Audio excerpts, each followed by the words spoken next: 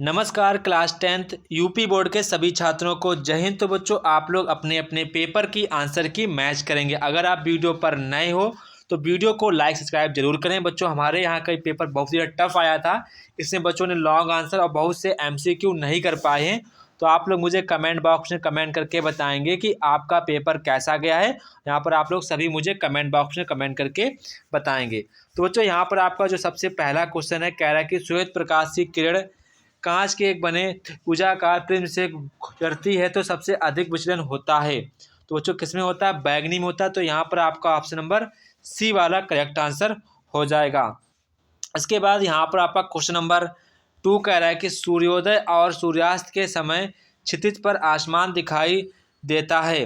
तो बच्चों इसका आंसर हमारा करेक्ट हो जाएगा कृष्णाभ। यहाँ पर आपका ऑप्शन नंबर डी वाला करेक्ट हो जाएगा, ऑप्शन नंबर डी वाला नहीं। यहाँ पर क्या सूर्योदय और सूर्यास्त के समय क्षितिज पर सूर्योदय और सूर्यास्त, तो यहाँ पर आपका बच्चों ऑप्शन नंबर बी वाला करेक्ट होगा, ऑप्शन नंबर बी वाला करेक्ट आंसर हो जाएगा। ठीक है।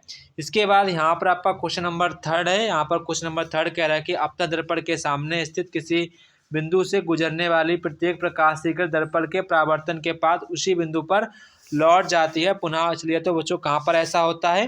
तो बच्चों ऐसा होता है दर्पण के वक्रता केंद्र पर। कहाँ पर होता है?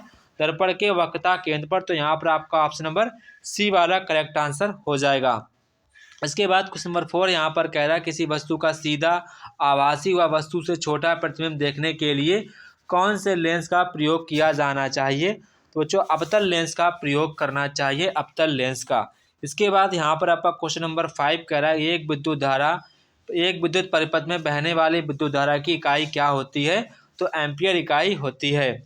इसके बाद क्वेश्चन नंबर 6 यहाँ पर कह रहा है कि समान प्रतिरोध वाले 3 प्रतिरोधों को श्रेणी क्रम में जोड़ने पर उनका परिणामी प्रतिरोध उनके प्रतिरोध से कितना गुना होगा? तो बच्चों यहाँ पर आपका हो जाएगा 3 गुना। कितना हो जाएगा? 3 गुना। यहाँ पर आपका ऑप्शन नंबर डी वाला करेक्ट आंसर हो जाएगा। इसके बाद क्वेश्चन नंबर 7 कह रहा है कि सीधे धारावाही विद्युत चालक के तारकों में उत्पन्न ऊष्मीय क्षेत्र प्रदर्शित होगा। तो बच्चों यहाँ पर आपका करेक्ट आंसर हो जाएगा ऑप्शन नंबर उत्पन्न चुंबकीय धारावाही चालकों के उत्पन्न चुंबकीय क्षेत्र यहाँ पर प्रभावित होगा। तो बच्चों आपका हो जाएगा वृत्ताकार। कैसा होगा? वृत्ताकार। यहाँ पर आपका ऑप्शन नंबर डी वाला करेक्ट आंसर हो जाएगा। इसके बाद यहाँ पर आपसे कह रहे हैं कि धावन सोडा का रासायनिक सूत्र क्या? तो सभी को पता है, ऑप्शन नंबर ए Na2CO3.10H2O। इसके बाद यहाँ पर आपसे कह रहे हैं कि ब्यूटेनोन का क्रियात्मक समूह कौन सा, यानी कि आपका कीटोन वाला है। तो यहाँ पर आपका कीटोन का एक ही यहाँ पर आपका क्रियात्मक समूह है। ठीक है। इसके बाद नेक्स्ट क्वेश्चन पर बड़ो बच्चों हम लोग बढ़ेंगे। तो बच्चों यहाँ पर आपको नेक्स्ट क्वेश्चन पर बढ़ते हैं। तो यहाँ पर आप लोग देखेंगे कि नेक्स्ट क्वेश्चन यहाँ पर आपका फिर से इंग्लिश वर्जन ही आ गया है। ठीक है, बीच वाला पेज आ गया।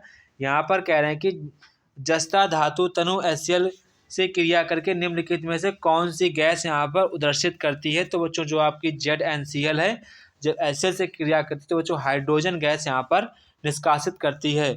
शुद्ध जल का पीएच मान बच्चों 0 होता है। शुद्ध जल का पीएच मान कितना होता है? आपका 7 होता है। कितना? तो यहाँ पर आपका ऑप्शन नंबर सी वाला करेक्ट आंसर हो जाएगा।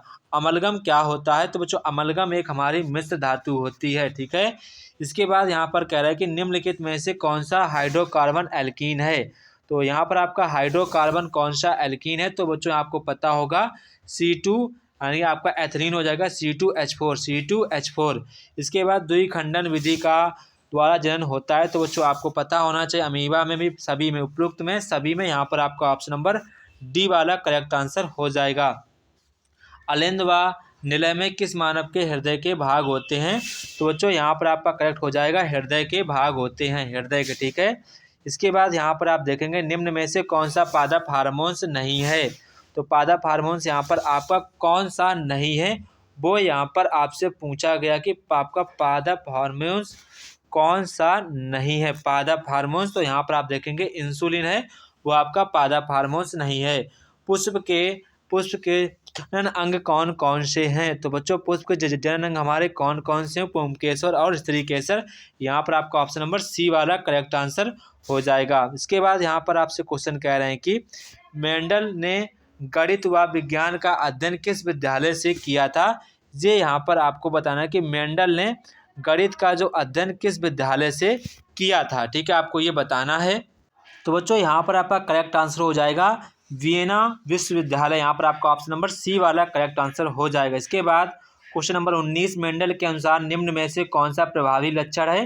तो लंबा व गोल बीज। ठीक है। इसके बाद क्वेश्चन नंबर 20, आहार नाल आहार श्रृंखला में प्रथम पोषक स्तर बनाते हैं। तो बच्चों यहाँ पर आपका उत्पादक ऑप्शन नंबर ए। तो बच्चों आपको बताना कि आपका पेपर कैसा गया। बच्चों हमारे कहाँ ये पेपर काफ़ी ज़्यादा टफ पेपर था, इसमें बच्चों ने बहुत ज़्यादा लॉन्ग आंसर नहीं कर पाए थे। एमसीक्यू देखो कितने ज़्यादा डिफिकल्ट एमसीक्यू पूछे गए हैं कि मेंडल ने कहाँ पर शिक्षा वगैरह प्रदान की। आपको कमेंट बॉक्स में कमेंट करके बताना कि आपका पेपर कैसा गया है।